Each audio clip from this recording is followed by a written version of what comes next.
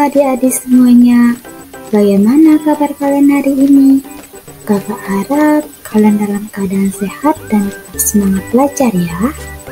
Sebelumnya, perkenalkan nama kakak Niko Mandesia Tikasari, mahasiswa program studi pendidikan guru sekolah dasar dari Universitas Pendidikan Ganesha.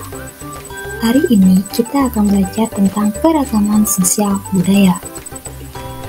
Adapun tujuan pembelajaran kita kali ini yaitu melalui video animasi pembelajaran ini, peserta didik dapat mengetahui dan menelaah keragaman sosial budaya yang ada di Indonesia.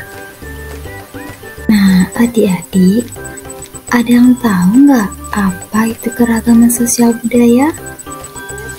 Ya, keberagaman sosial budaya adalah sebuah kondisi masyarakat dengan latar belakang sosial dan budaya yang berbeda-beda. Indonesia yang terbentang luas dari Sabang sampai Merauke tentu sangat dekat dan kaya dengan keragaman.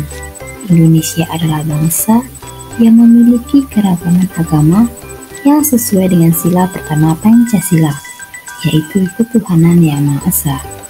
Nah, adik-adik, apa saja sih keragaman sosial budaya yang ada di Indonesia? Agama di Indonesia ada beragam, karena saat ini ada 6 agama yang resmi, yaitu Islam, Kristen Protestan, Kristen Katolik, Hindu, Buddha, dan Konghucu.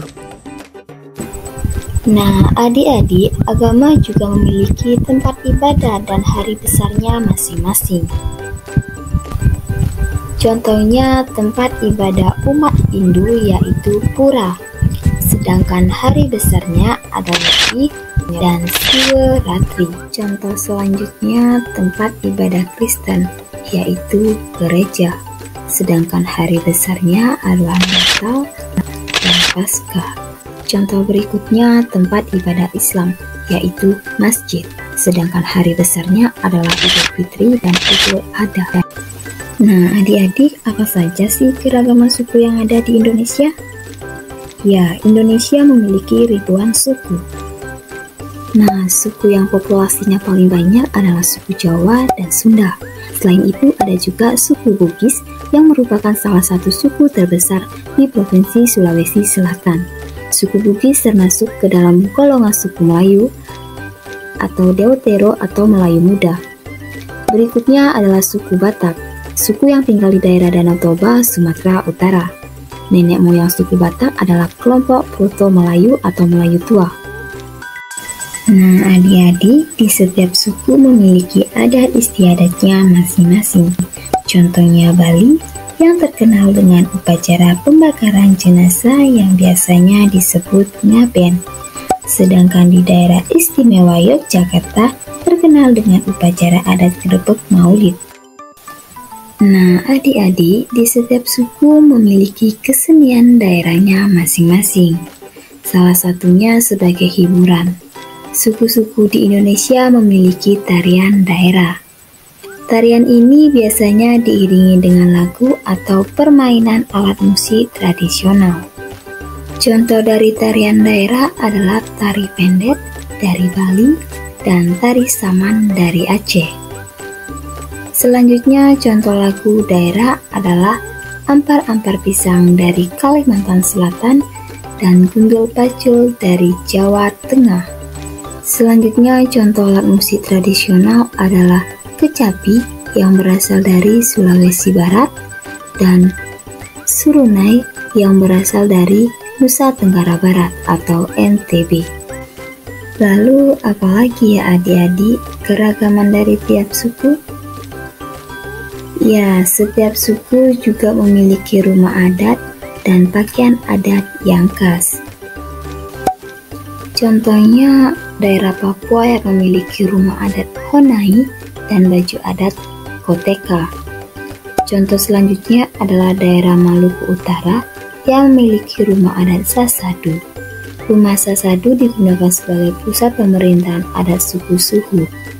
daerah ini juga memiliki baju adat yang disebut dengan Manteren Lamu. Baju ini masih sering digunakan dalam upacara adat atau pernikahan. Nah, adik-adik, di Indonesia bukan hanya memiliki keragaman suku dan budaya. Di tiap daerah di Indonesia juga memiliki kondisi lingkungan dan kekayaan alam yang berbeda-beda. Keragaman ini akan mempengaruhi mata pencarian dari masyarakat daerah tersebut. Contohnya, kondisi lingkungan di daerah Kabupaten Brebes berupa dataran rendah dan dataran tinggi yang cocok untuk aktivitas pertanian. Hasil pertanian yang paling dikenal adalah bawang merah. Coba kalian lihat kondisi lingkungan di daerah Kabupaten Lamongan, ternyata berbeda ya. Kebanyakan berupa pantai, sehingga lebih cocok untuk aktivitas perikanan. Nah, di sini adik-adik sudah paham kan bagaimana bentuk keragaman sosial budaya di Indonesia?